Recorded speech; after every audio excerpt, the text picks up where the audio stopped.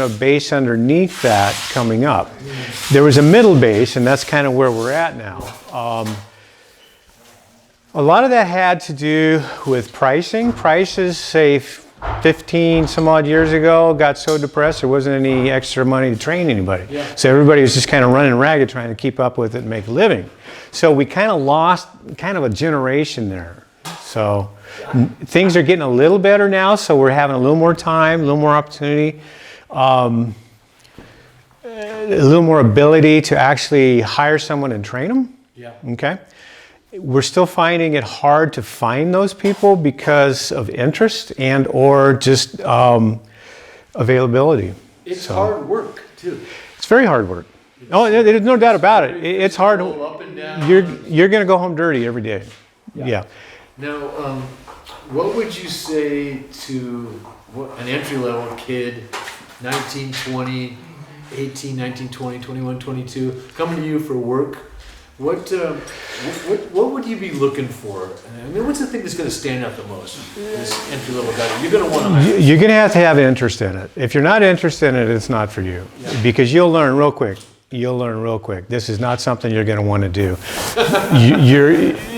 Seriously, it's not an easy job. Everything we pick up is heavy. Yeah. Okay. What's a sheet of 4x8 weigh? Well, generally 5/8 generally is 1 kilo per square foot, 2 pounds a square foot, 2.2. So you figure 48 square feet in a 12-foot sheet. 65. Well, in a 12-foot sheet, they're running 100 pounds plus. Yeah. Okay. So, I mean, that's generically. So you just figure a sheet of 5/8 is 100 pounds. Okay. Now, does one guy hang a sheet by himself? No. Okay. So, but you should be able to at least pick up an 8-foot sheet and install it yourself without a partner on the walls. Now, ceiling's a different story. All ceiling work takes 2 guys unless the piece is small enough to handle. And you start on the walls with the bottom and then set the top. Depends. It depends. If it's an 8-foot room, you start from the top down because you want to leave the crack at the bottom. Okay. So most 8-foot rooms are rough framed in at 97 inches. Yeah. So you're going to put some drywall on the top. So you're still going to have, a 1/4 inch to a 1/2 inch gap. You're going to be covered by baseboard. And you want that on the bottom. And then we have a tool, it's called a kicker. It goes in and it's a lifter. Yeah. Okay. So other than that, it depends on the room. Obviously, these rooms, you start on the bottom and stack them up. Okay. So different journeymen do it in different ways. Personally, I like starting with the hard, heavy, nasty stuff first, get that out of the way, because you always feel best in the morning, and then later in the day, you're not doing the heavy lifting. That's a good point. So, and that takes time to learn. And then you have to be able to read the room and figure that out, and it just takes years. And the learning process is highly dependent on the teacher, If you're being taught well, you'll learn well. So, but as far as getting in the trades, or in the drywall trade, you really need to have an interest in it. You can't be afraid of hard work. It's going to be hard. There's just no way around it. And it's going to be continuously the same all day long. Yeah. Although you're in a different room, you're still doing the same thing. You're cutting, you're hanging, you're cutting, you're gaining. Yeah, it's highly frustrating. So you have to have a little tolerance for frustration, because every time you think you've got it right, you're going to find not quite. You might have to trim it. So there's some 2 steps forward, 1 step back sometimes that you just have to swallow and accept that it's going to be part of your day. It's just like anything. I mean, things aren't going to go smooth the whole day long. What about piecework? I know years ago the armors were paid by the piece, by the sheet they hung. But I learned, grew a family, cut my teeth, piecework. Yeah. I am a strong believer in piecework because it teaches you. It teaches you how to be efficient. Yep. It teaches you how to be efficient and fast. Yep. It teaches you how to cut corners without cutting quality. Yeah. Because my dad used to always tell me there's 100 different ways to put this sheet on the wall. 100 different ways. You can figure out dozens and dozens of ways to do it. But there's generally one best way. Yep. And that's what you're always striving for. You may not know it in the beginning, but you constantly want to be adaptable enough to accept that the way I was doing it might not have been the best way, because now here's a better way. Yeah. Because with piecework, it's all about getting the job done for a set price. And if you do that in less time, okay, you make more money. Yep.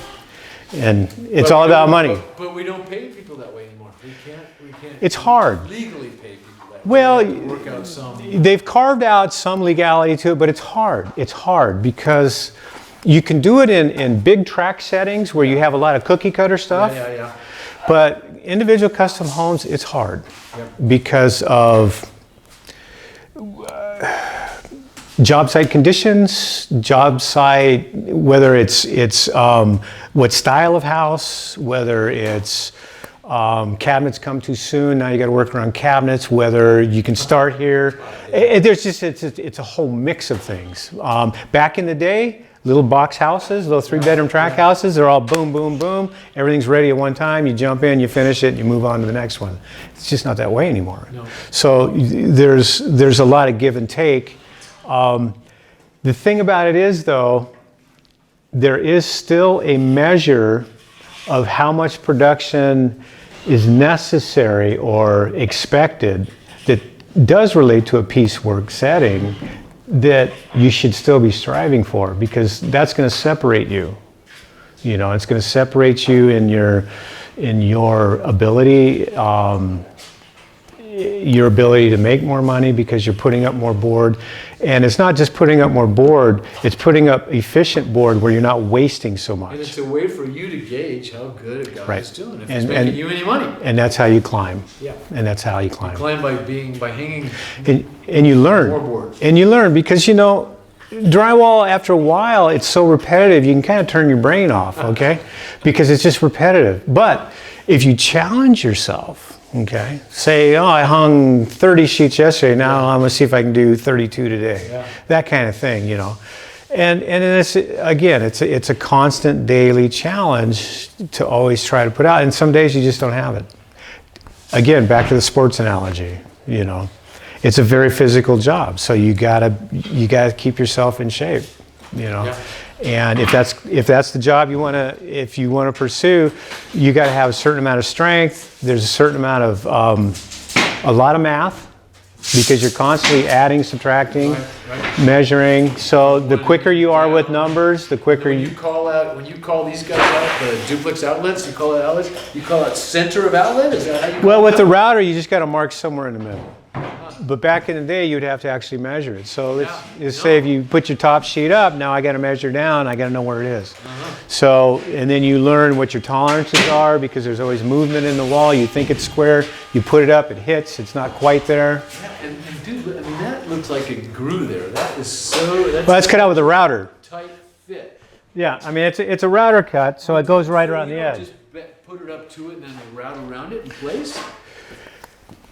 No. Generally, like that, the sheet would be tacked on so it doesn't move. There would be some kind of mark, and you can see where there's a pencil mark on it. Yeah. So they made a little mark. So I'm saying the mark might have been right there. Yeah. Router goes in, you pull it out to find the edge. You find the edge, you come out, you go in, and then it goes counterclockwise around the box. So he's actually routing out around the box. Yeah. So that's why it's so tight. Yeah. He's not Yeah. going to throw a tape and measure and transfer that. No, and it's a skill. You can get wild with the router too. It's still a skill. But the good news is, if you slip and miss, it's not like a cherry wood door, or you No. just ate the It's door. You can drywall. It's drywall. let it make it go away. And make it go away. So, Rob, you have done a fantastic job. You're a great interviewee. I'm going to get in the frame here and say, hey, I hope you are all enjoying this. Is my lens cover open? I hope you're all enjoying this. And Rob Thayer, big hand. Thanks, Rob. Way to go. It was fun. Thanks. All right, back to work.